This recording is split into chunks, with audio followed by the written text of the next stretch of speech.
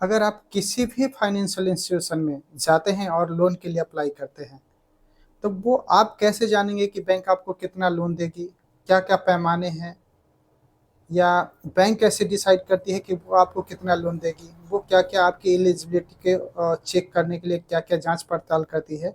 चलिए जानते हैं इस वीडियो में। बैंक लोन देने से पहले आपके जो भी जैसे सिविल स्कोर देखती है, आपका इनकम देखता है, आपका डॉक्यूमेंट्स में केवाईसी हो गया, आपके इनकम प्रूफ हो गया, ये सारी चीज़ें जांच पड़ताल करने के बाद ही वो डिसाइड करती है कि बैंक आपको कितना लोन देगी और नहीं देगी।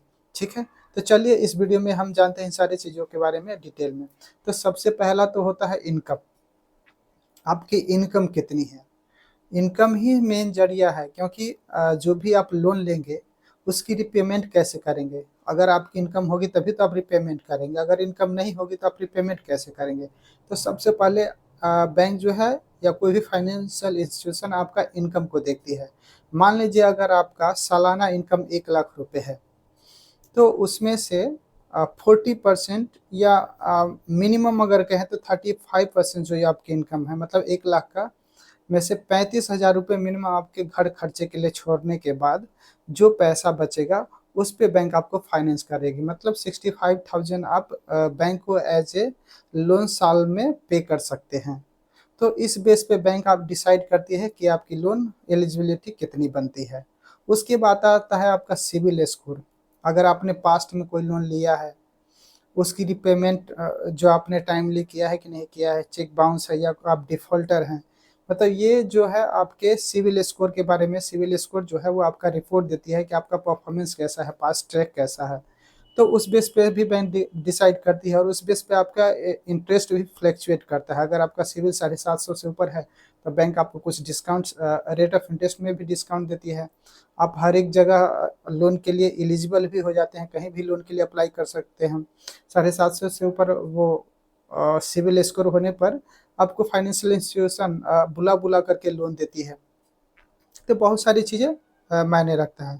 उसके बाद एबिलिटी टू पे लोन रिपेमेंट, मतलब उसके बाद बैंक डिसाइड करती है कि आपकी एबिलिटी है कि नहीं, आप कैसे लोन को रिपेमेंट करेंगे। मतलब आपकी इनकम उतनी है कि नहीं जितना बैंक आपको लोन दे रहे हो उसको पेमेंट करने के।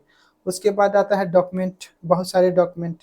जैसे सबसे पहले तो हम लोग केवाईसी ले लेते हैं। केवाईसी में आपका पैन, आधार, एड्रेस प्रूफ, जो मतलब आपके पास पैन आधार है और जो आधार पे एड्रेस है वहाँ पर रह रहे हैं या जहाँ भी आप रह रहे हैं, वो एड्रेस प्रूफ करने के लिए अब वो बैंक पहले वो केवाईसी आपकी चेक करती है।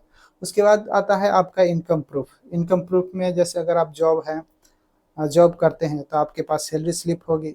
सैलरी स्लिप नहीं होगी तो फॉर्म 16 आपको मिलता होगा, या ये आपके अकाउंट में सैलरी क्रेडिट होगी तो 6 महीने का बैंक आपका स्टेटमेंट देख लेती है।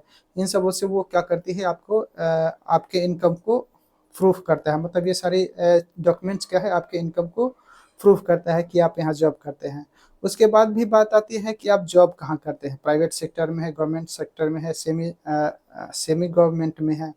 जहाँ आपकी मतलब इनकम कंटिन्यू, मतलब जॉब सिक्योर्ड है, अनसिक्योर्ड है, इस टाइप से भी बैंक देखती है। उस बेस पे भी वो डिसाइड करती है।